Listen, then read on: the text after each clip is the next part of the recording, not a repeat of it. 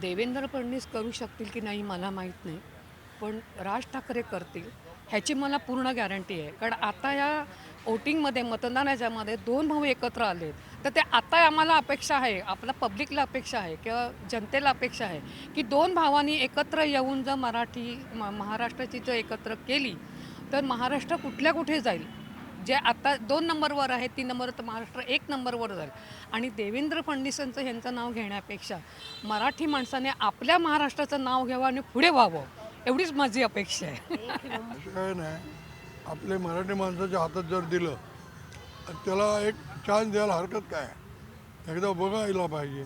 दरवेळेला आपण कुठेतरी काम केल्याशिवाय होणार नाही. तर आपला मुंबईचा विकास हा मराठी माणूस करू शकतो, पण त्याला पूर्ण ताकदीने त्याला सहकार्य दिली पाहिजे, संधी दिली पाहिजे. एक संधी देऊन बघायची की बाबा काय आपला मुख्यमंत्री आला तर तो पुढे काय तर करा. आता मागे पण आपले उद्धवसाहेब मुख्यमंत्री होते, त्यांनी भरपूर काय केलं. त्या टायमाला बरोबर कोरोना आला, त्या कोरोनामुळं त्याला जे काय करायचं ते करता नाही आलं.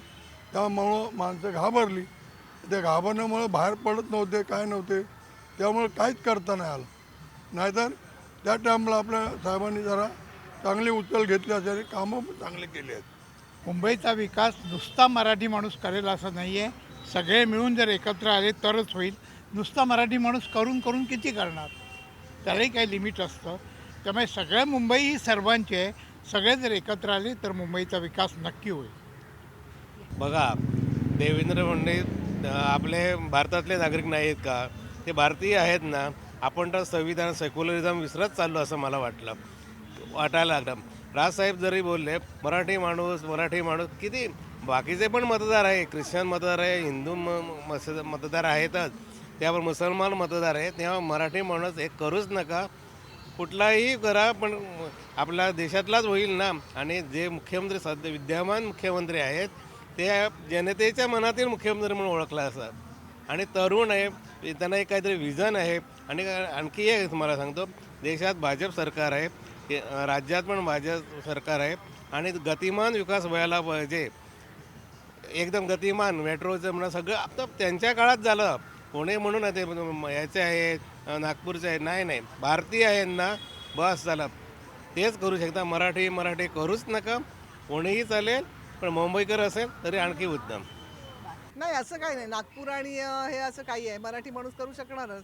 मुंबई त्यांचीच आहे, सगळ्या मराठी लोकांची, तर होणारच, करणार. पण मराठी माणूस विकास करू शकेल का? हो, का मराठी माणूस का नाही? मराठी माणूस सगळीकडेच कॅपेबल आहे. सगळ्या दुनियेभर हे आहे ना. असं नाही आहे की मराठी नाही, नॉन महाराष्ट्रीयन म्हणून ते करू नाही शकत.